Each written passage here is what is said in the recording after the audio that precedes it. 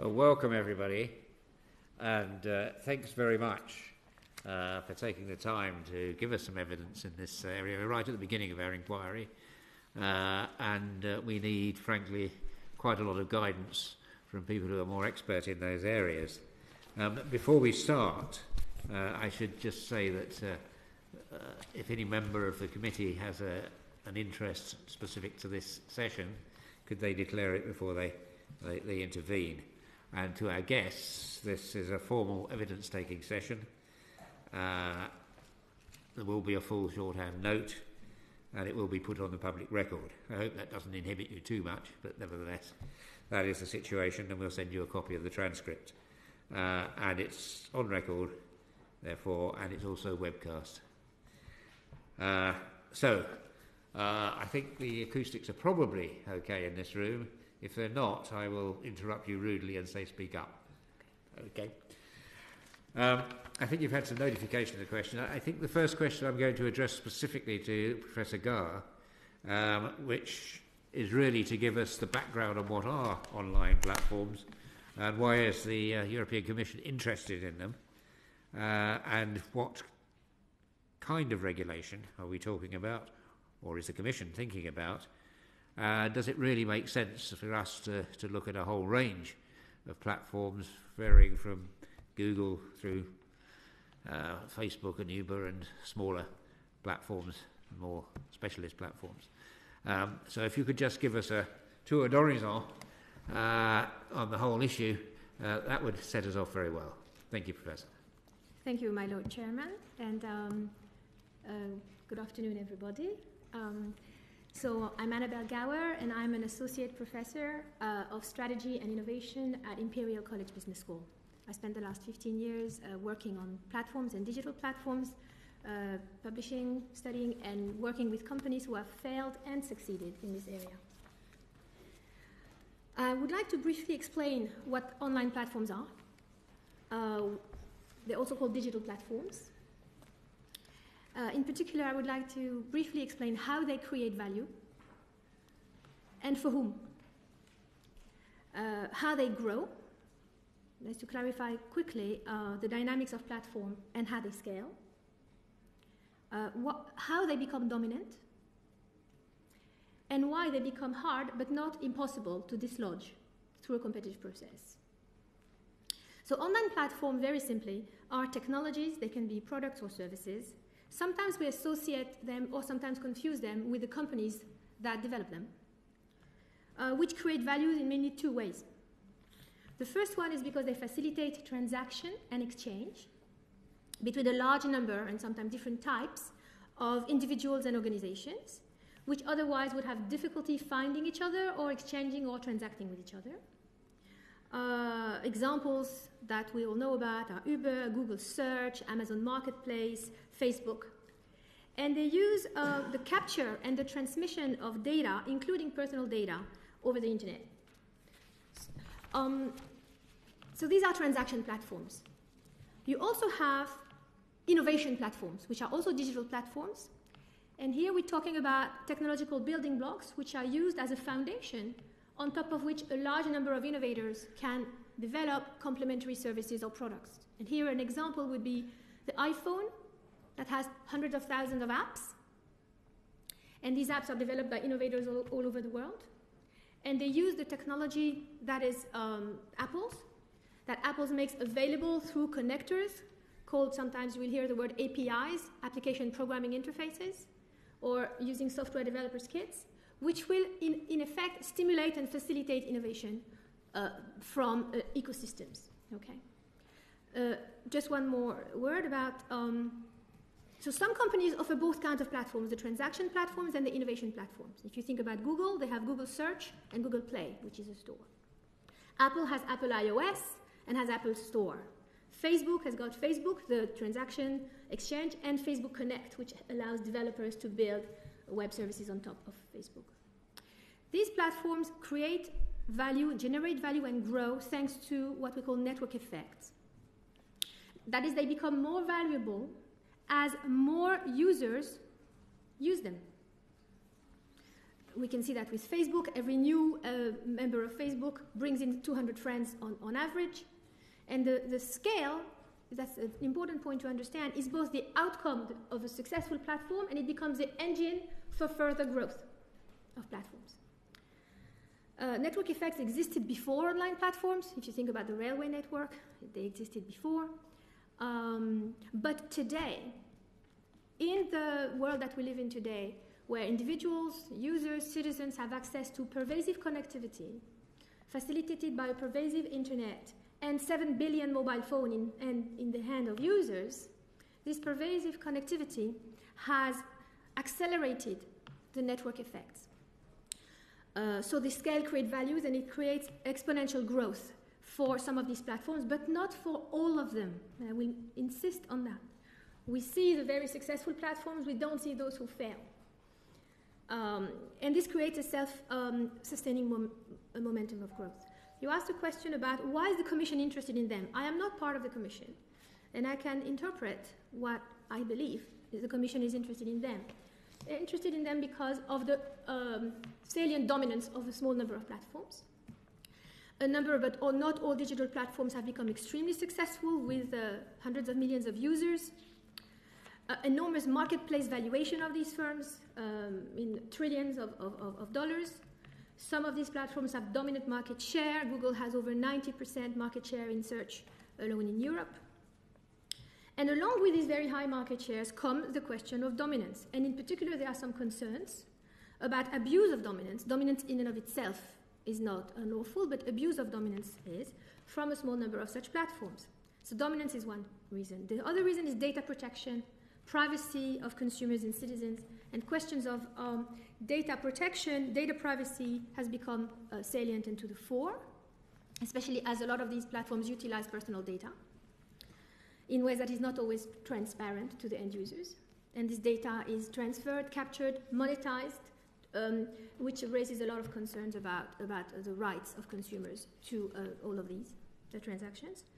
There also has been some complaints from a number of businesses, smaller businesses, which also are consumers, but not individual consumers. They are consumer organizations of some of these platforms, claiming they have been treated unfairly or that their business has been hurt by platform. It is fair to say here that every time you have technological change, it is likely, it is expected that incumbent firms will not immediately adapt or even survive waves of technological change. We can see that, when there was the Industrial Revolution, or, when new fridges and alliances came in, and, the ice harvesting industry completely disappeared.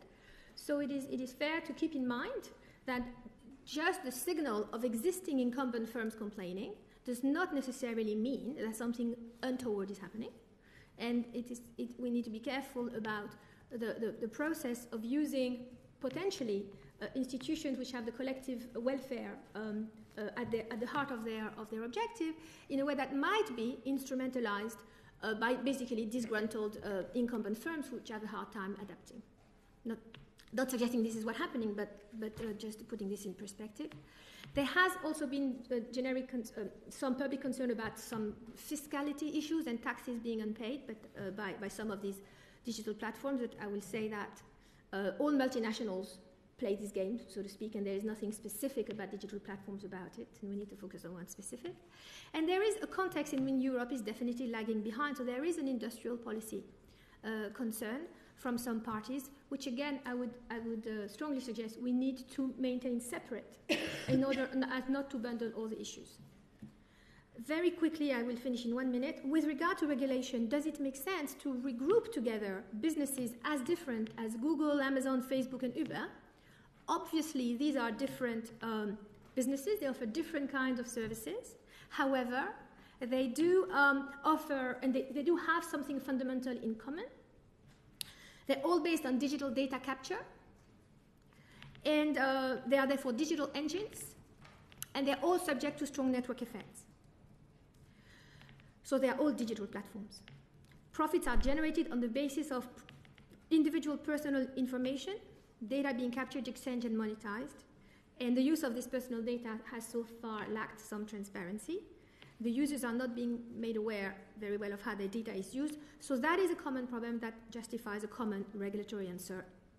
If we go in the direction of regulating, there is a reason at least to put them in the same category. Okay. However, I think it's also important not to mix up all the issues, and in particular, for example, with a company like Uber, where there's been, and I'm a French citizen, I know that in France there has been a lot of outcry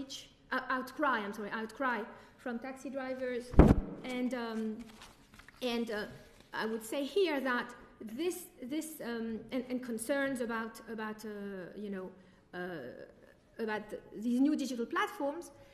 It's important to recognize that whenever there is new technological change, incumbent firms might find themselves in an inferior competitive position faced to new business models.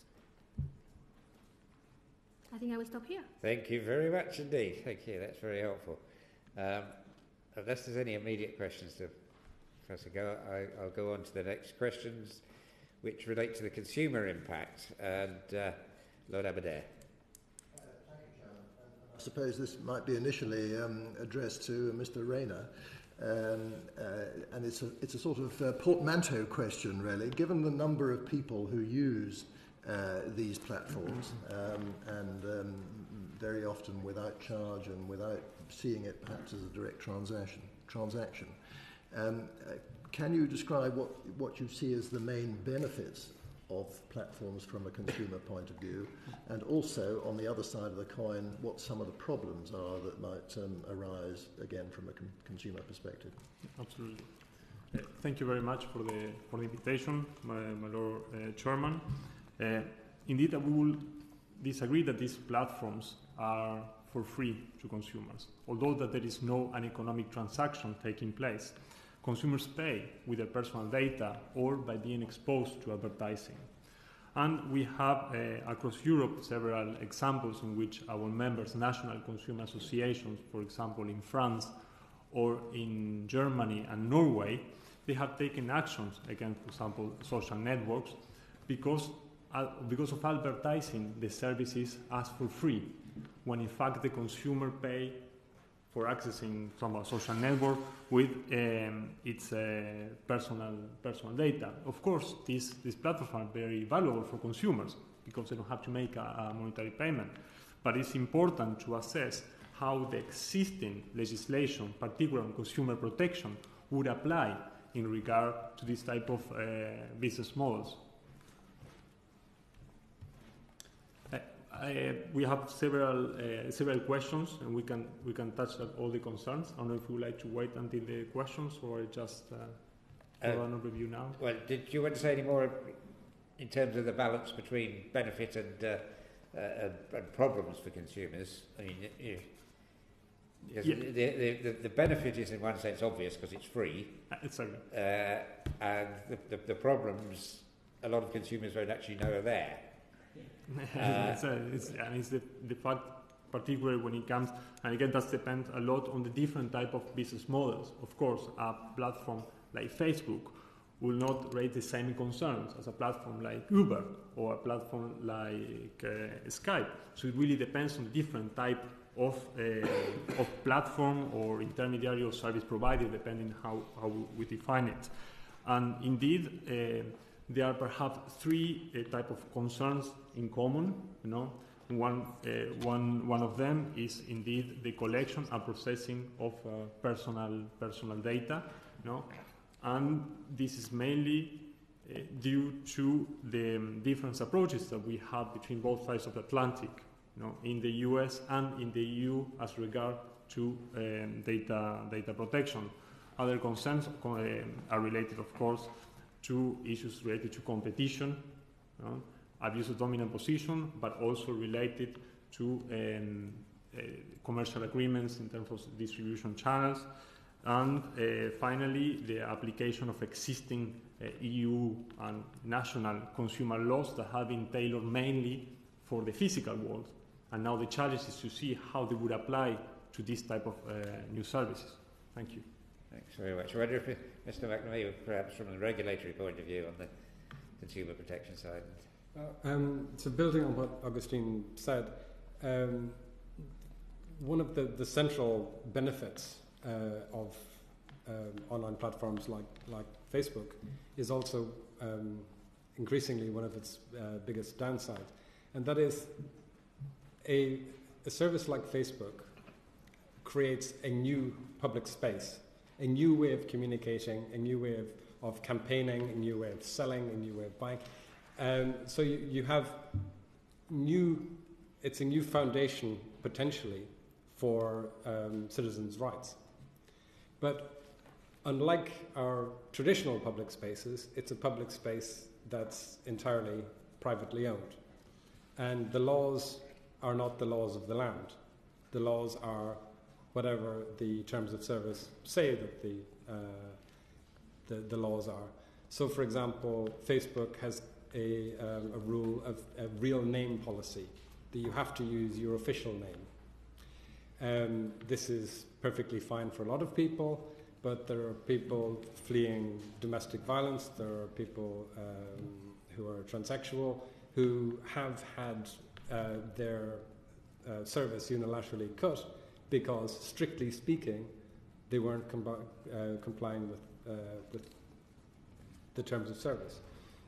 And this, as time goes on, the attitude of companies that have no competition becomes more arbitrary. So not so long ago, Facebook simultaneously had policies that it was permitted to upload a video of a beheading if surrounded by appropriate commentary, and not permitted to upload something which would depict a female, but not a male, nipple. So this public space is quite unpredictable from a citizen's perspective, and this very briefly gets increasingly more challenging as governments increasingly see opportunities to pressure them into interpreting their terms of service in particular ways.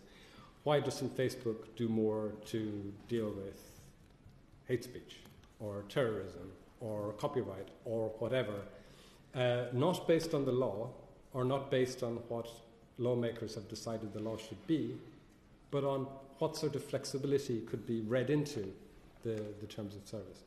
Indeed, tomorrow there's a vote in the European Parliament on a resolution on radicalisation, where one of the amendments put forward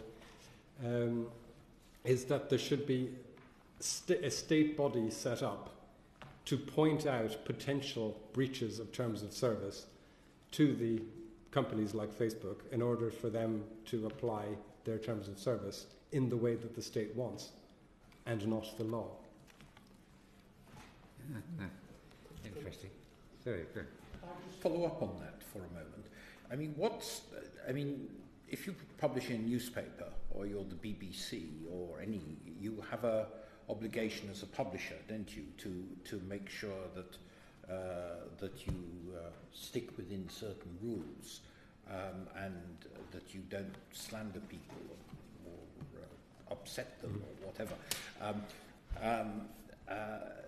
What is the argument that the people like Facebook put forward for saying that they shouldn't be under similar obligations?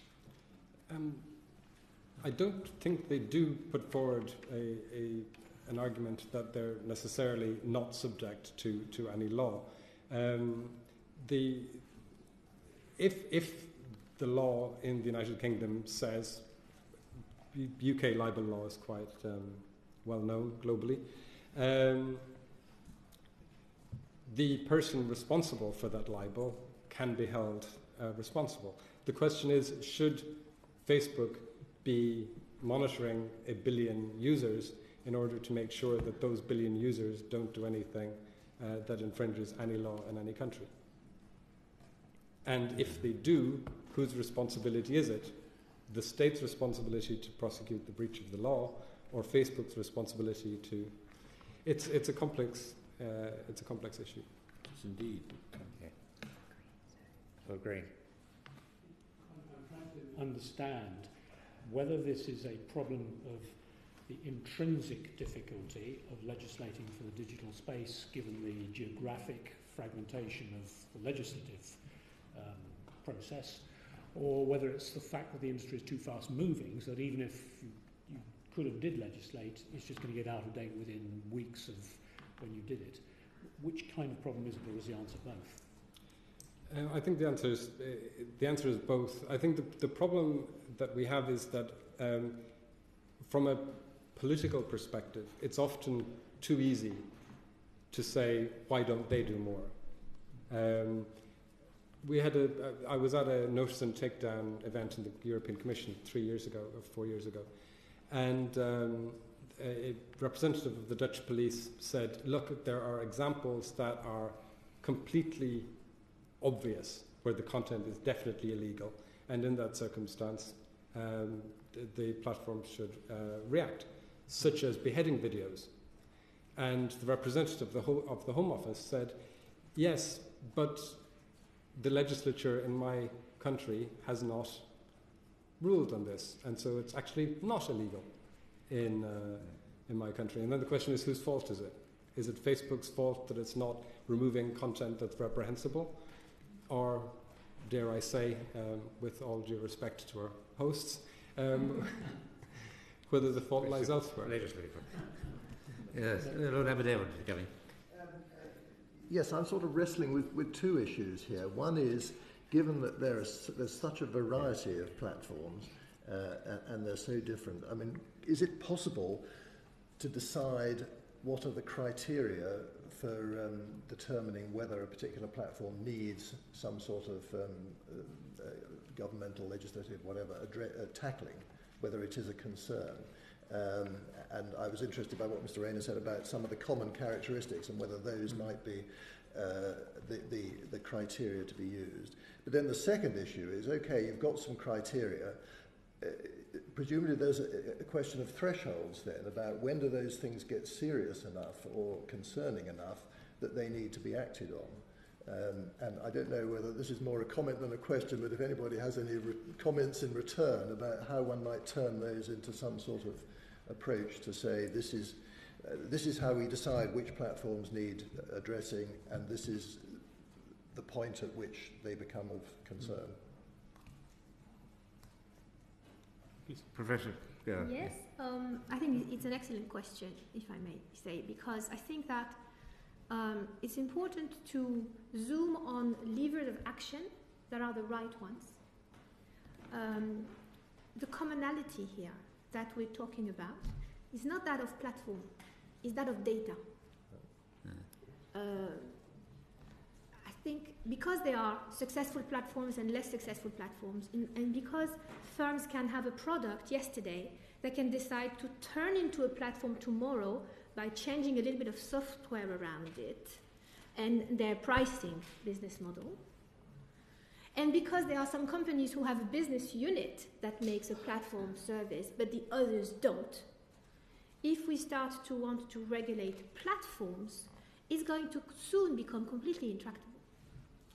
However, if we think about the digital infrastructure for what it is, which is an infrastructure, just like water, electricity, highways, and which touches and joins together people's livelihood, people's well-being, people's security, people's access to basic services or access to fundamental services such as health or education. Yes, the early years of the internet were, and the emergence of these platforms, they have created a lot of value, and it was a little bit the Wild West. But there have been increasing concern that we might get into a point that a number of these issues are becoming salient and are gathering some momentum. So it is clear that the European Commission will want to regulate. This is rather inevitable. The challenge for Europe is going to be to protect and stimulate the vibrancy of digital platforms and the growth and the jobs and the value that they create, while protecting consumers and citizens from the very power that stems from the growth of these platforms. But the risk is Europe risks falling behind if it resorts to a knee-jerk reaction. So the regulatory framework that we might want to put in place is, recognizing the European Commission will have to play three roles. One is about data. It shouldn't be about platforms. It should be about data. Yeah. So it's not so much about platforms themselves, than about regulating the transfer, the capture, the use, the monetization, the ownership rights of data. Well, can we just focus on the data and their effect on consumers? Lord Freeman.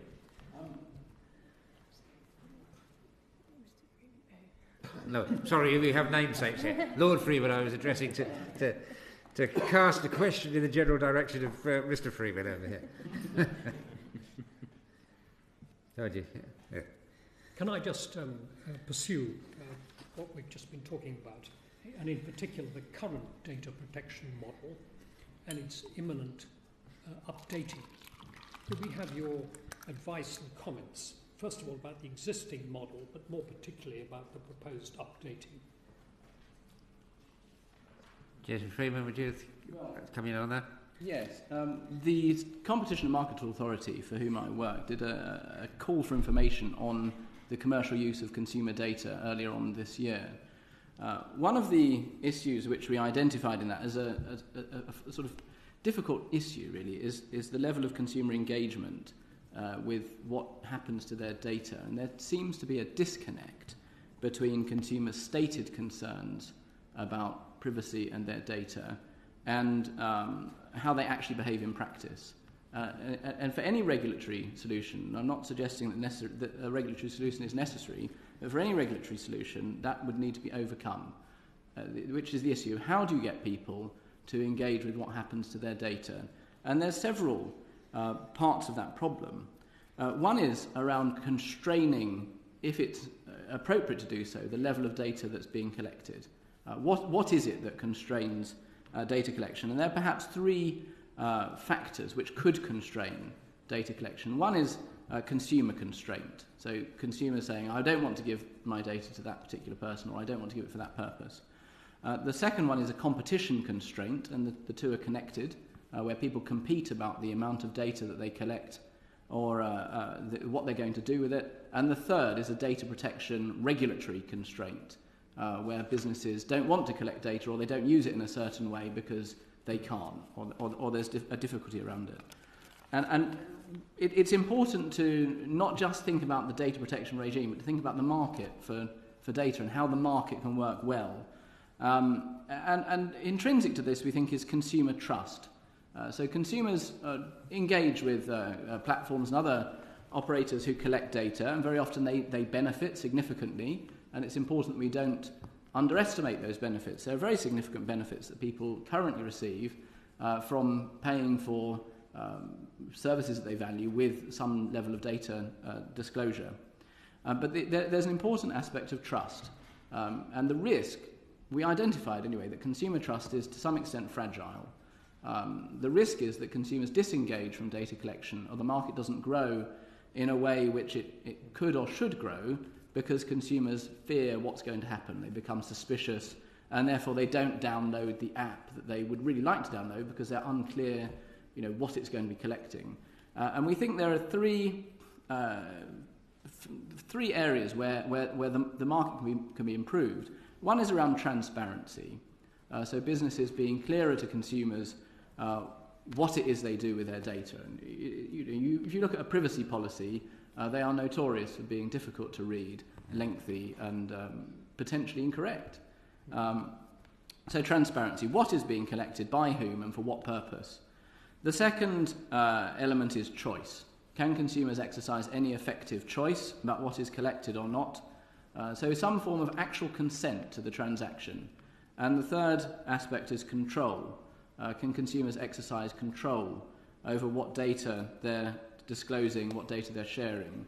And we think that if these factors are present, the market will work well. And in that sense, you wouldn't need to concentrate too much on the data protection regulatory space, because the market is working effectively. And in our experience, where you have principles-based legislation effectively enforced, then the markets work well, rather than having prescriptive legislation, which can, in a fast-moving economy, rapidly become out of date. Well, therefore, I think what you're saying, which I quite understand, is it's up to the consumer, up to the individual, to seek protection in terms of what information is disclosed. So are you saying that there is no case for any external protection coming from regulation? No, I wouldn't say there's no case for external regulation, but it needs to be treated with care. So at the moment, for example, there are constraints around, for example, sensitive personal data.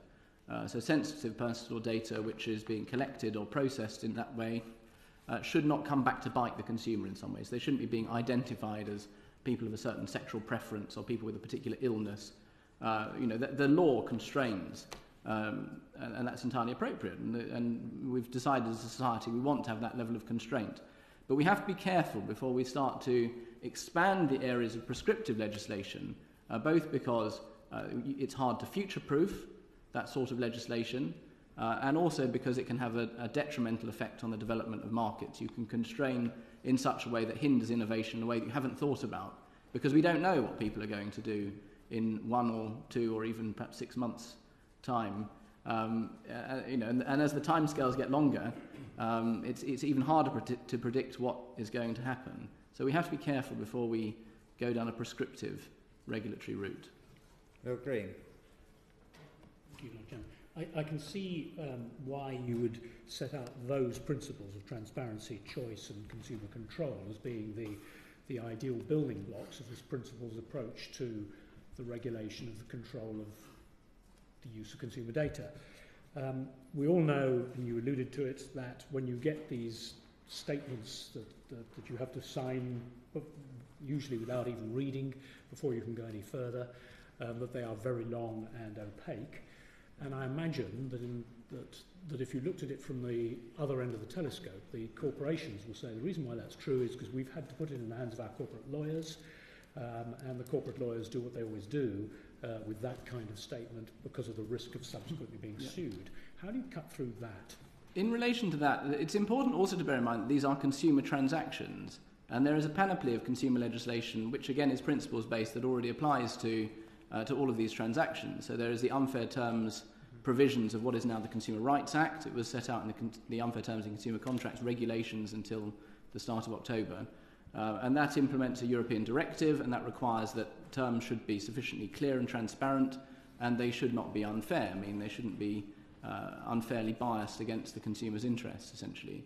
And that's an important legal protection which already exists, and it exists across many, many sectors, and would apply to privacy policies insofar as those are contractual terms which regulate how people engage with websites. The Consumer Rights Act also now applies very clearly to notices. So whether or not they're contractual terms, they are notices which apply to consumer transactions. And therefore that piece of law already means that privacy policy should be fair. And there's also the consumer protection from unfair trading regulations, which requires that commercial practices should not be misleading, they shouldn't be aggressive, and they shouldn't be contrary to the requirements of professional diligence. And again, that's a European directive, which is a full harmonisation directive applying all across the European Union. And that means that people shouldn't be misled, for example, about what's going to happen to their data. If somebody makes a statement, for example, saying, we take particular care of your personal data, we won't let anybody else see it, and that's not true. In fact, they're selling it to many third parties, or their data is not sufficiently secure so that they couldn't guarantee that it's not going to be leaked to somebody else, then potentially they will have committed an offence under those regulations. So there is a lot of legislation which already exists in this area, which is principles-based, it's cross-sectoral, and it's, we would say, effective when it's properly enforced. And the biggest challenge for us as enforcers is to consider how does the legislation apply to fast-moving factual situations, new business models. Are there loopholes which we need to identify? Do we need to take a particular interpretation which may be less conservative, perhaps? There are different things that we need to think through as different factual situations present themselves. But importantly, we have to consider whether there is actually harm taking place. And from our perspective, that would be harm to consumers' economic interests. We wouldn't be concerned so much with other issues to do with morality or people's opinions about how things should be. We're thinking about economic harm. Right. Lord Rees. I can see in the case of when you deal with a platform like Amazon, it's fairly clear what data they're gathering and what they'll use it for. But what about the more difficult question of when you have data on Facebook or Google? You don't know what the company itself might one day do with the data using advanced data trawling and face recognition techniques and all that. And do we have any way of controlling or reassuring the public about that sort of thing? Which would be not a third party, but the actual company itself making use of the data and aggregating it in new ways. I think just to say one thing on that, I mean, clearly they would be constrained by what they have told people in their privacy policy they can do with the data. They'll be constrained by the law, and they'll be constrained by enforcement by, for example, colleagues at the Information Commissioner's Office. So that's all I'd say from the regulatory perspective. One thing that's interesting in this context is that pieces of data are no longer pieces of data. They're very fertile creatures. You put two pieces of data together, and very short time afterwards you get a third piece of data.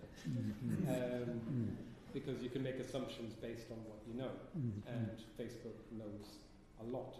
Yes. And quite recently Facebook undertook an experiment to see if they could shape the mood of their users. And you mean likes or dislikes and things? Yes, but they were able to show that they could actually, by manipulating the feeds that people were seeing ever so slightly, get reactions in line with their expectations. Now, this is where it gets interesting. They did this on the basis of a phrase in their 9,000 plus word terms of service, which say that they can use the data for research purposes.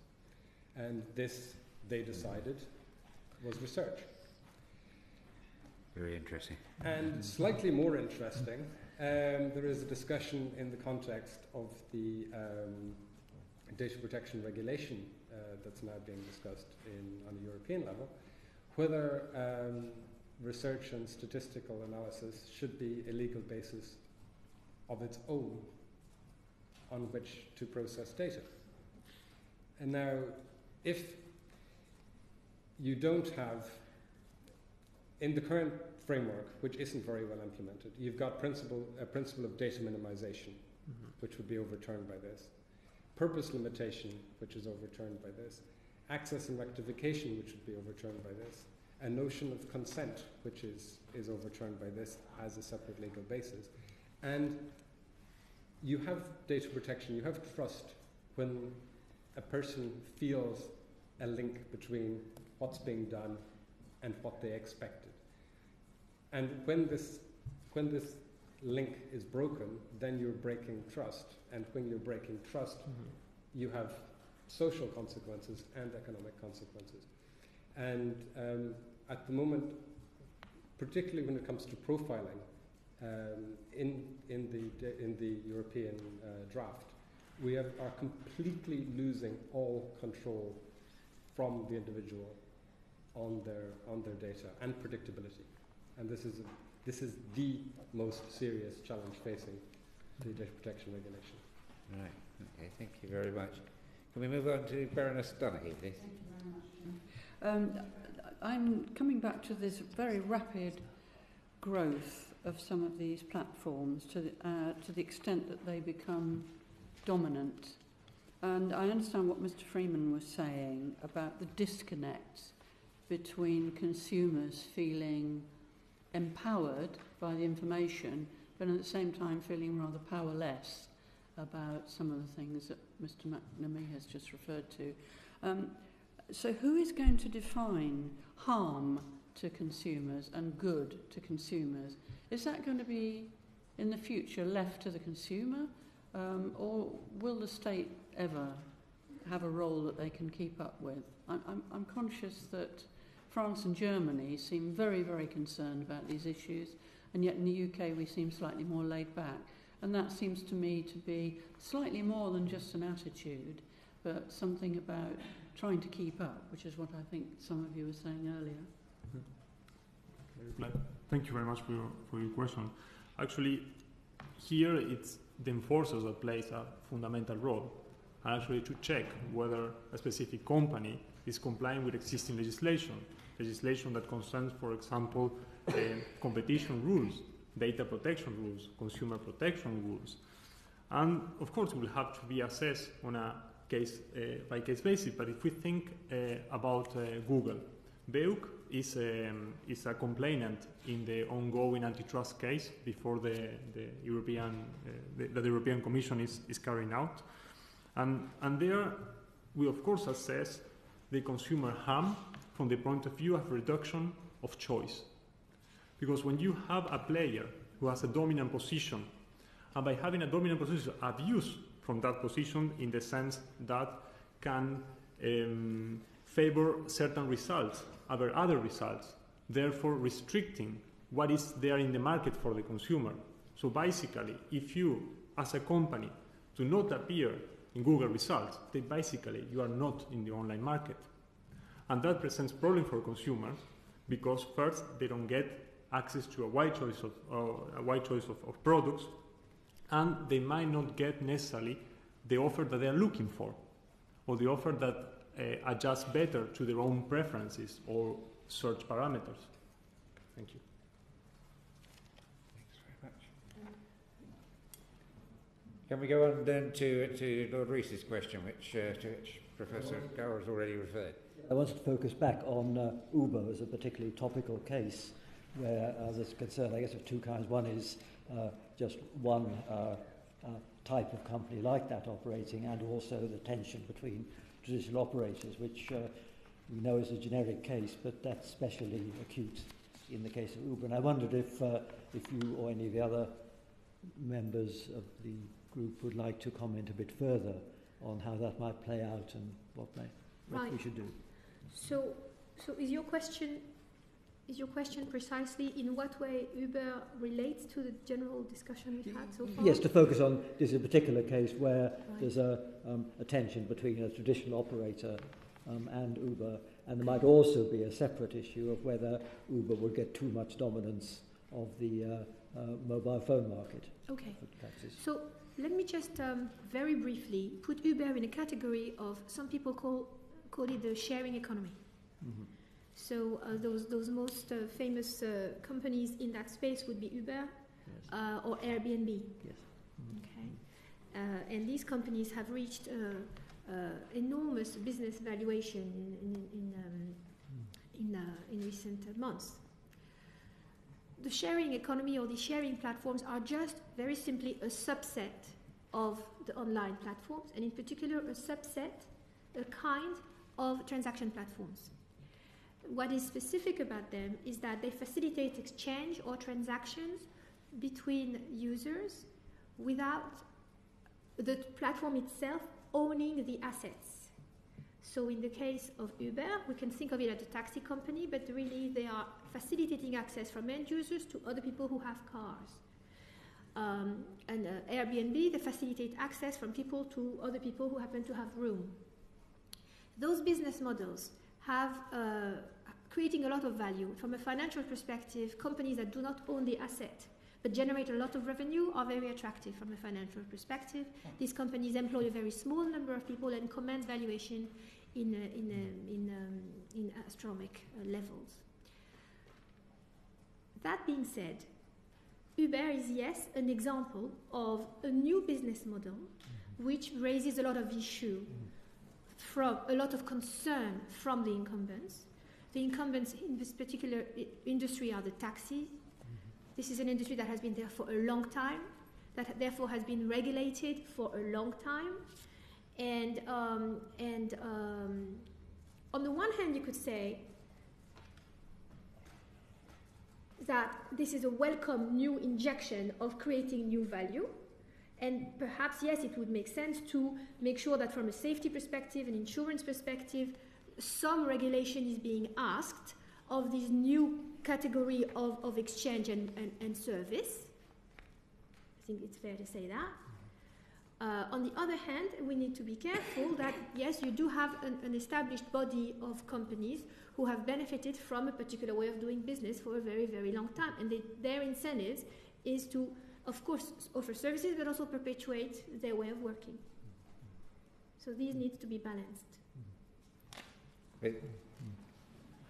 Can I just ask our two consumer organisations representatives whether they have any views as to consumer reaction to, for example, Uber?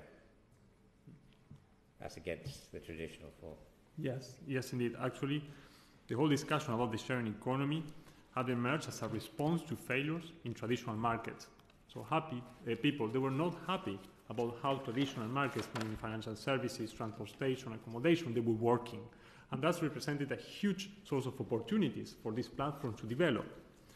There are definitely positive developments in the sense that this new business model will make those traditional markets more competitive and also will push for the traditional operators to improve their services if they want to continue being in the market.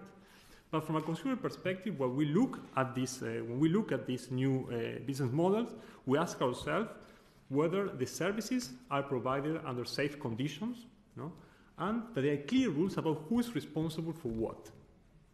And this is kind of a fundamental question, because if we look at, for example, the terms of reference on many of these companies, they're not responsible for anything. Yeah. But if something goes wrong, who responds for the consumer? To whom the consumer can turn to seek redress? And this applies across different types of sectors. If we look at accommodation, transportation, the case of Uber, or even financial services with the crowdfunding platforms or investment platforms. So if the consumer trusts this platform or the third party that is providing a service through the platform and has a financial loss, who is responsible for that? Thank you. Just to clarify, my Lord Chairman, we're a civil liberties organisation rather than a consumer organisation, so we've got no comment on this point. Okay, right. Can we take a slightly wider question from Lord Chairman? To look at the whole digital market, single market strategy of the European Commission and look at the scope of the inquiry that's undertaking, has it got any gaps, or has it got a comprehensive perspective? In other words, is there anything missing from the consumer's perspective that it should be looking at, but it isn't looking at, or has not yet put its mind to? Yes, the inquiry is looking at a number of very relevant points, but I think one thing that may be missing, building on Mr. Jason Freeman's point here, is the relationship between a competition authority and a role of regulating and monitoring the use of data. Let me clarify what I'm trying to say.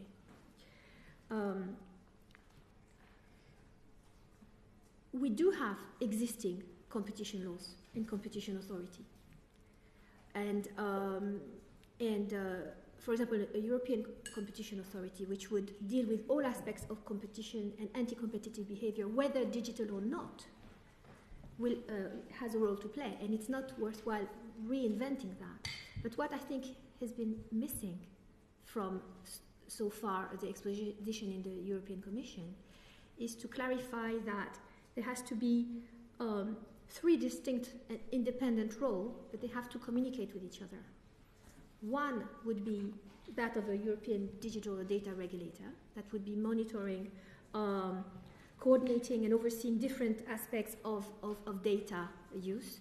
And here I would say that I would slightly disagree with Mr. Freeman when he says we can just let the market deal with it, for the very simple reason that government themselves are looking into citizens' data, and sometimes without good cause.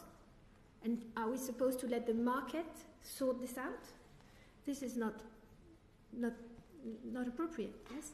So, I would think that a data or digital data regulator would ensure consumer protection and against commercial abuse, criminality, as well as ensuring protection of citizens against governments that would abuse that. but that I would suggest that they would have to submit every new regulation to be cleared with the European Competition Authority, so that we don't do too much of this what's the word you used, Jason? Proactive regulation, preemptive, prescriptive. Sorry, thank you very much. Prescriptive regulation, right? Because but that we would do a cost-benefit analysis of any new regulation to make sure that it doesn't duplicate or it doesn't harm what's already existing from a competition authority. And I think then there should be a third function which has to be separate, and I think it's very important that it is being not only separate but also perceived as separate, which is the one of industrial policy. From the United States perspective, they're looking at Europe and they're saying all this talk about regulating platforms is just covert industrial policy from European countries who are lagging behind in the competition in the digital space. And they're trying to slam on Google and slam on Facebook because they are American companies. In Europe, in the UK, people are concerned about consumer rights. And it is allowing these things, even the perception of the things, to be perceived as bundled is going to weaken possibly the consumer rights agenda. And it's important to have, therefore, these three poles. And I would suggest that, digital data regulator at the European level, competition authority at the European level, and an industrial policy function which is clearly separated from the other two.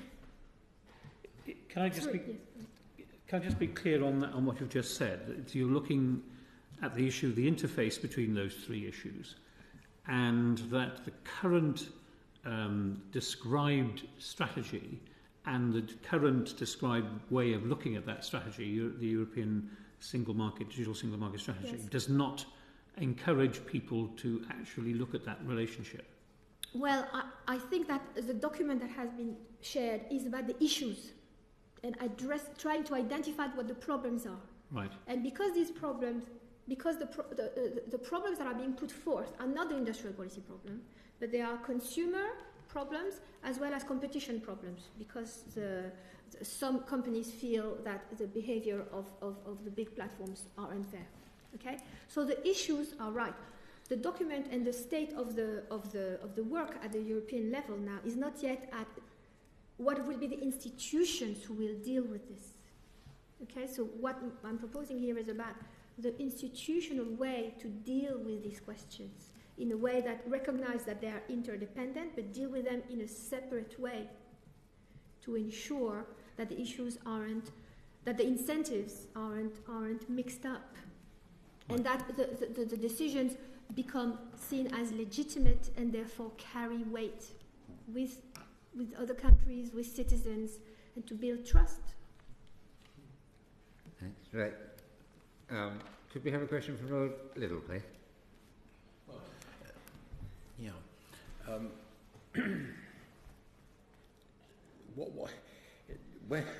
These are very complex issues, and I suppose that the question is how do we define the public interest in this area? Is that right? And is it simply a question of competition and right, consumer, or is it broader than that? Yes, you're absolutely right. Now, it's broader than that. If you're looking at all the different examples of online platforms that we've got, can you point to ones in particular where you think they deal with these issues in a comprehensive and coherent way? They've thought about them deeply, and they have good answers. Who wants to take that? I could give a slightly ironic answer to the question. The European Commission held one of the most exemplary, intelligent, balanced consultations that I have seen in my time in Brussels on the issue of responsibility of intermediaries and how the e-commerce directive should be implemented. It was extremely good, very thorough, complete. That finished shortly before the last European Parliament elections. And now we have the same issue again in the platforms consultation. They did it, it was done well. We now have in the consultation, we have issues concerning illegal content. The definition of illegal content actively covers content which is legal. It editorializes about what the answers should be, even though that's clearly inappropriate in a consultation. They ask questions which mix fundamentally different types of platforms, such as news aggregators and video sharing websites, to which you cannot give a sensible answer because they're asking you to mix two different things at the same time. So yes, that's an example of what the Commission has done well, and snatching defeat from the jaws of victory. That's what they're now doing badly, having done it well. Yeah, I so agreed to ask almost a further question. One of you alluded earlier to the difference in attitude as between various member states, and I suppose it was Baroness Donahue who alluded to the fact that we seem to be more laid back in this country about the issues of data usage and privacy. Do you think that's true, or is it merely that we haven't woken up to what's really going on? Do you think it's helpful to take a more laid-back attitude, or are I suppose the French and the Germans, who are the ones who are notoriously in the headlines as worrying a great deal about this, obsessing too much? What is your real sense from the point of view of the consumer in, let's say, 99% of the cases, and not talking about egregious issues of criminality or egregious abuses of your own data? One or two of the examples that Mr. Freeman quoted, in where they're obviously, a company promises not to sell the data and then proceeds to do so. That's egregious. In 99% of the cases, does this work satisfactorily? How much do consumers really need to care? Shall I chip in at that point? I think the important thing to bear in mind is the many benefits which the digital economy and indeed the platform economy bring to consumers, which exist. And it's very important in this discussion not to overlook those benefits and to focus on, particularly dystopian views, which could be possible in one world, but haven't necessarily happened. There are constraints which businesses operate under, not least their commercial reputation, which operate as a constraint. And there is a legal framework, which I've already emphasised. I'm not going to go into that again. But I think to focus on the benefits is very important in this discussion, because at the moment people are getting benefit from the sharing economy, they're getting benefit from the platform economy. So therefore any intervention needs to think very carefully, where is there harm? Where is there a problem that's arising? Now there are some potential areas of detail where one could consider further. So for example, on the sharing economy piece, what is the nature of the rights and responsibilities that you have with the person that you're dealing with is an important topic which, as the sector grows, could become of great significance. If you're dealing with somebody who doesn't treat you as if they're a trader, as a professional, they treat you just as a casual kind of relationship, in that sense, that could cause problems down the line. And it's important to connect any intervention with an assessment of, is there a problem? Is there harm? Now, traditionally, we have focused on consumer complaints, and we try to do that in a sophisticated way so that we're finding consumer complaints. But if people are not complaining about something, but instead they're benefiting from it, then it's important we don't assume that they should be complaining about something which actually they're not worried about. Very briefly, I think there's a big difference between a consumer right and a fundamental right, or a human right. And you can't easily play one off against the other.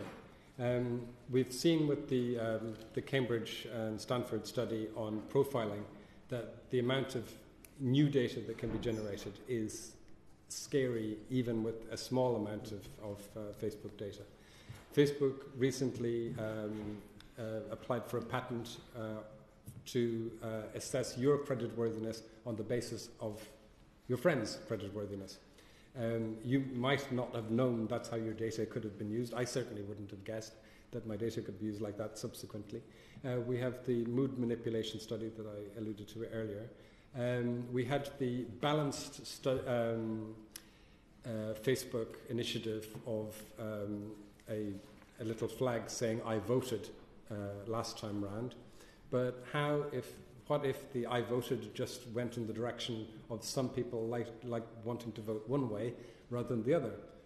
The people that wouldn't get the news stream would be the ones that would be most likely to complain about that, yet it would be invisible to them. And that again comes back to the pillars of predictable data protection.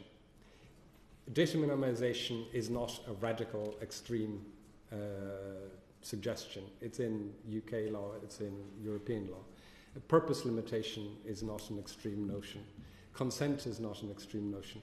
If we can get the principles into the legislation so that regardless of whether it's Uber or British Telecom or Facebook or whoever, we've got a framework which actually makes sense. And the danger we have now is that not alone is the profiling Article 20 of the regulation being watered down to an excessive degree in the negotiations, but all of the pillars on which that would be based are also being undermined. And if things continue as they're going, we risk having a regulation that generates paper and generates good revenue for lawyers, and they're worth it. But we won't actually get the predictable framework that we need. Exactly. If I may add to that, is the enforcement dimension is fundamental. The enforcement dimension from an European perspective. You might have heard that last week the European Court of Justice ruled that the Safe Harbor agreement was illegal, basically. And for how long it has been? 15 years. 15 years. So for 15 years, other national data protection authorities were not able to investigate, despite the fact that they believe or they consider, they even have data, that there was a misuse of their own citizens' personal data. So we have to wait 15 years until the court declared that it was illegal, despite the fact that in the public opinion from the civil group size, consumer associations, we all consider that it didn't match the necessary requirements to protect Europeans' personal data. And now it's time-wise, it's perfect, because we are discussing in the frame of the General Data Protection Regulation to implement an enforcement scheme that allows all national authorities, when they consider that the rights of their citizens have been violated, to act. And there is, of course, a scheme that enables the cooperation between the different data protection authorities, something that didn't exist in the past. So only now we really start seeing, that data protection authority, the enforcement, the state can play a role in the protection of the citizens' data. Well, we come to the end of the questions. Is there any of you want in 30 seconds to tell us what you really think the Commission should do now? Very quickly, I think it's very important to keep a balanced view. Very important not to get pulled too much in advocacy one way or another. And I think that the European Commission should be very careful about balanced and proportionate response and creating the institutions to address these important issues. Thank you. Anybody else? Something that's very important for the Commission, very well, is subsidiarity. So what are the issues that are relevant for the single market? And the platform consultation is only one piece of this big strategy. And from a consumer perspective, from an economic consumer perspective, there is something even perhaps more important, which is the e-commerce inquiry. So we're trying to define, at European levels, whether, for example, a consumer who is in Lithuania is able to access content from a platform in the UK. What currently is not possible is the famous geo-blocking, which under EU competition law, that will be illegal because it's a restriction to what's called the passive sales. But this is even more important if you think from the point of view of those consumers that are, for example, in Eastern Europe, where you don't have legal offers. So on one side, we have, if we take, for example, the case of Netflix, I was in Lithuania last week, and there they don't have access to any type of online audiovisual content, for the Lithuanian market. But they cannot even access it, from another country, another member state. Well, at the same time, we are discussing at the European level enforcement of intellectual property rights, including copyright. In the sense that we have to block, we cannot allow people to download illegally, but we don't give them the choice or the possibility to buy legally. Yeah. So this is a fundamental question as well to address from a European perspective. That is an important question. I think we had to focus very specifically on part of the digital single market strategy, and we decided we would focus on platforms. But these wider issues are very important for European consumers, and impinge to some extent on the platform issue. Yeah. Well, thank you all very much. I think you've given us a lot to think about. And should any of you feel so inclined to add to what you have today in writing to us, we will obviously take that into account, and we will try and keep you up to date as we proceed over the next few months. So thank you all very much indeed. Thank you.